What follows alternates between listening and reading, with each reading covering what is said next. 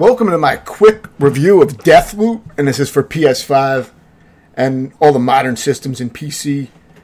Usually I don't review these so-called AAA type of games, higher budget type of games, because there's so much detail and depth to go into with these type of games and a lot of footage to show, so most of my reviews are shorter games.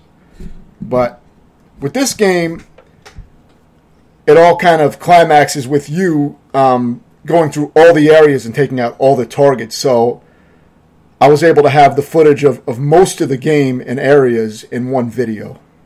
So since I had access to all that footage in a single video, it was easy for me to just kind of edit it down and show most of the different, area highlights and things like that. So it made it an easier game to throw into a review, a quick review.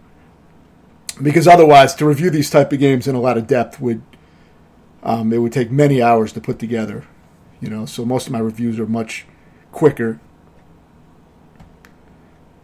So with this game, it's a hard one to explain, but I'll start out by saying I thought it was an awesome game, and I was hesitant because, first I didn't have a PS5. I got it pretty damn late, maybe 15 months after it came out.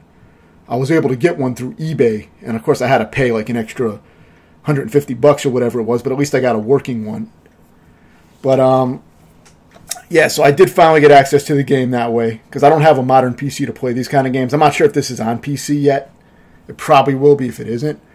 But so I was interested in this game because I loved Dishonored 2. I thought it was fucking awesome. Now the first one I liked it, but I didn't love the game. But Dishonored 2 I thought was fucking awesome. Loved the game. Replayed it multiple times, New Game Plus with the different abilities and all that.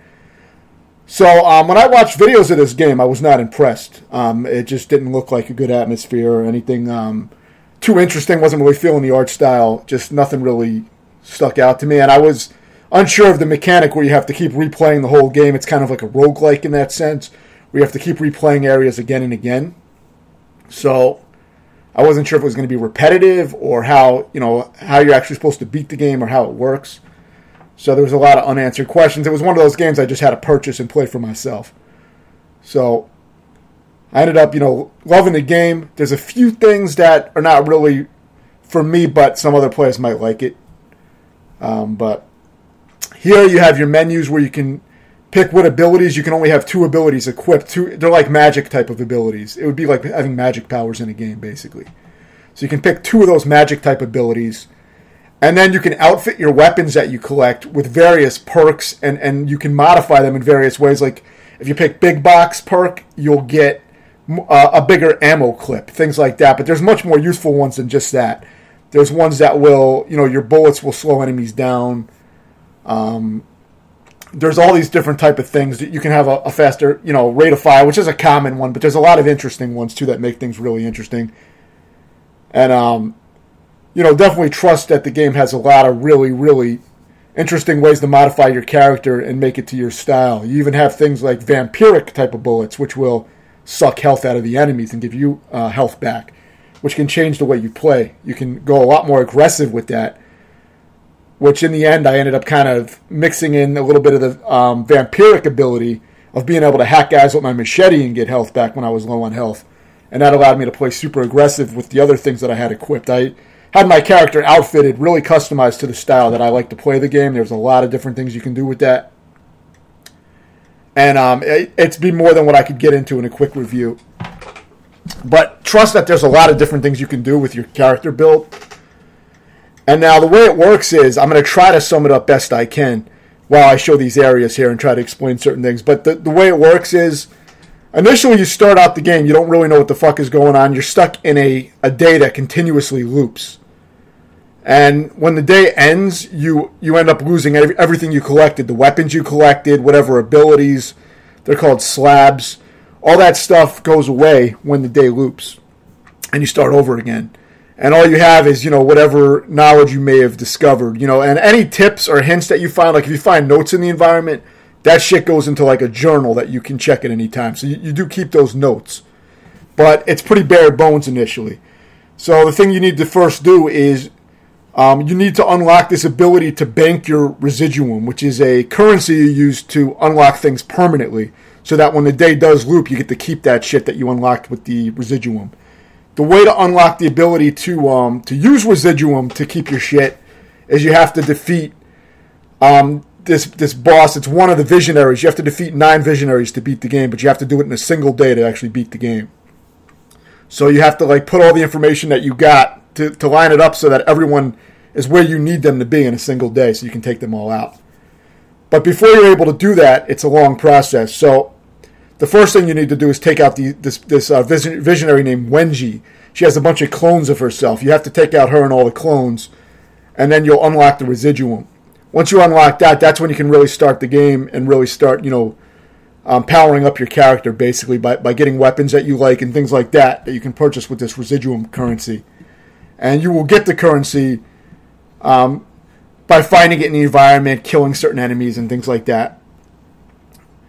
And eventually it becomes easy to come by. It's not hard to collect a lot of it. And you can unlock all the shit that you want pretty much over the course of the game. It doesn't take too long to get your character with some really good stuff.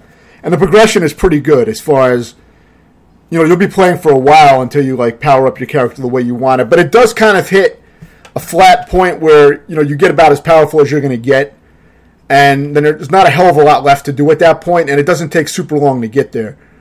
So, I would say probably, if I had to guess, maybe it was like 5 or 10 hours into the game, it would get to the point where, I didn't really feel like I was getting significantly more powerful or any great upgrades anymore. I pretty much had what I wanted. I would get some things here and there that may have helped a little, some little perk unlocks and stuff. You unlock perks and stuff that you find. And things like that. But, my upgrades were falling kind of flat. I was pretty much where I wanted to be. I could pretty much dominate the maps by that point. See, now with this Nexus ability you saw me use, you can link enemies together with this link that comes off of their head, and it links them all together when they get close to each other. And then when you kill one of them, it kills all of the enemies that are linked. That's one of the abilities. Now, most of them I didn't find useful. So that's kind of a gripe as well. Like, I only found... the only ones that I found useful for me to succeed were Nexus, which links guys' heads together, as you just saw. And then there's one where, I think it's Aether, where you become invisible briefly. That's super fucking useful for sneaking around and getting into areas and pulling bullshit. Or when you do get detected, you can kind of disappear for a while and get away from the enemies that are shooting at you. Shit like that. Super useful ability. So that and Nexus were pretty much all I really used most of the time. Now, there are other abilities.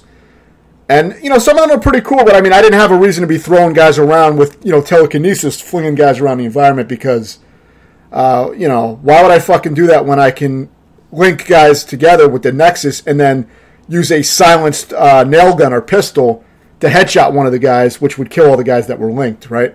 So I didn't really have a reason to go around and use the telekinesis and throw guys around and all that shit. So I didn't have, the other abilities, it's cool that they're there, but they weren't too useful in the way the game plays. Now, there's a shift ability where you can kind of warp and teleport a short distance, similar to the Dishonored games. But, again, I didn't find that useful. I didn't really need any of that shit. I just pretty much, those 2 abilities were the ones that I ended up using. I didn't even experiment much with the other ones. So there was some limitation there. But, it's understandable. It's probably hard to have everything be equally as useful. And some players are going to find other things more useful for their playstyle, of course.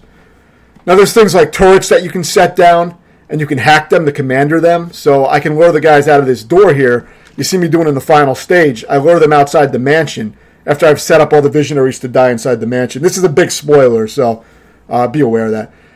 But I set up all the visionaries to die outside the mansion.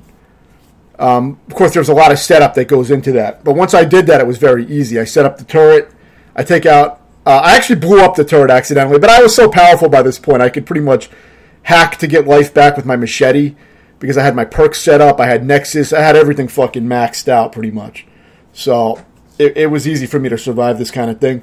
And I could take out most of the visionaries at this doorway, and then I'd go in and finish up the stragglers. So that's pretty much how I ended up beating most of the game.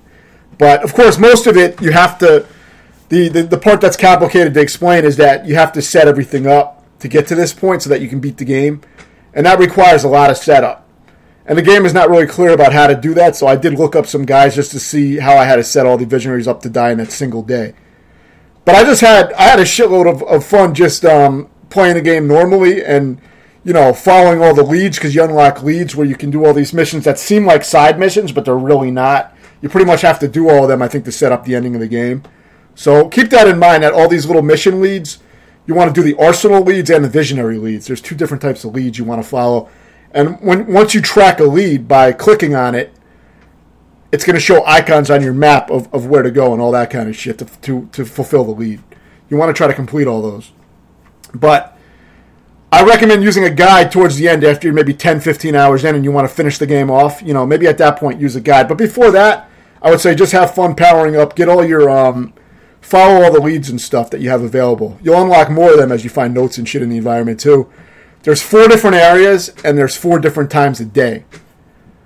And this is the part that's hard to explain, but once you're in an area at a certain time of day, like say you choose to go to this area right here in the afternoon, time will not pass while you're doing your missions in here. So it's going to stay afternoon the whole time. Now, for it to go to the next time period, which is after afternoon, it's probably going to be evening. So for it to go to evening, you're going to have to actually exit the door, go to the exit door in this mission and just leave. And that will trigger the next time of day. So initially you can choose what time of day you want to go to an area, but after that, it's going to cycle to the next day. So it's going to waste a whole day phase, or a whole phase of the day will waste. One of the 4 phases will waste after you leave. So the thing is, you only have, basically 4 chances to set up all the visionaries to kill them in a single day. You have to get them, you only have 4 times a day that you can do it in, because once you leave an area, you have to go to the next time of day. So that's why there's a very specific way to set everything up. And it will come to you as you play, but definitely check out like an IGN guide or something to put things together, just to clean up some of the loose ends. That's what I did. I didn't feel like figuring out how to have like all the visionaries in every area at every time of day. I mean, I'm supposed if you want to do some detective work, you can figure all that shit out yourself. So if you like that, you can do that. Whenever you discover any kind of safe code or anything like that, the game remembers it for you, so you don't have to write it down. So that's helpful.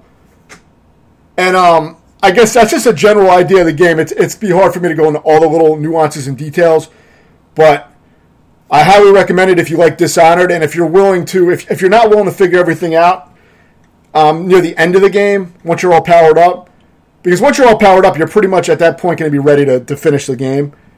So once you're at that level, I would recommend just looking it up and seeing how to set everything up for a single day so you can take all the visionaries out and escape into the shuttle, because that's what you have to do ultimately to beat the game. Aside from that, you have Juliana, which can invade your game at any time. So you have to watch out for her. And if you kill her, you get like upgrades and certain things too, so she's worth killing. Plus you have to be able to exit the level. She locks your tunnels. Aside from that, I shut off the invader feature. You can shut it off so that humans can invade your game. I shut that off. And when I got invaded by Juliana, it would be controlled by the computer. So it was just more predictable. I didn't really want to deal with that much bullshit while I was playing. So you can do that. You can also play as Juliana online, invade other players' games. I never tried that, but it looked kind of cool. You have different abilities and upgrades you unlock through that path as well. But that's not beating the main game. Yeah, and that's pretty much a quick summary of the game. Like I said, do all the leads first. That's going to be the main thing you want to do. Unlock the residuum so you can unlock your stuff and upgrade all your shit permanently. And, after maybe 10, 15 hours, you'll probably feel like you had your fill of the game and you got all the upgrades that you want. Probably even sooner than that. And then you can start looking to how to put everything together for the final day and beating the game. That's pretty much how the game works. But you'll see how the pacing is when you actually play the game. There's still a lot of little details that would be very hard for me to cover in a short review. Let me know if you have any... Oh, yeah, my review of the game is I'd give it an 8.5 out of 10. There was a few irritations for me as far as having to put everything together for the last day. For me, that wasn't clear, and I don't really like figuring shit out like that, so I kind of knock it down for that. But I thought the gameplay was awesome. I really enjoyed it. So for me, it would be an 8.5 out of 10. If you have any questions, let me know, and thanks for watching.